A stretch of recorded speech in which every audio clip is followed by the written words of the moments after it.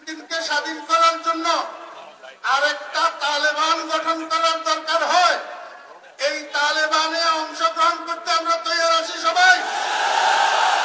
আমরা হব তালেবান, ফিলিস্তিন হবে আফগান। আমরা হব তালেবান, ফিলিস্তিন হবে আফগান। আমরা হব তালেবান, ফিলিস্তিন হবে আফগান। আমরা হব তালেবান, সাবিলুনা সাবিলুনা দুনিয়ার মুসলিম বদরের হাতিয়ার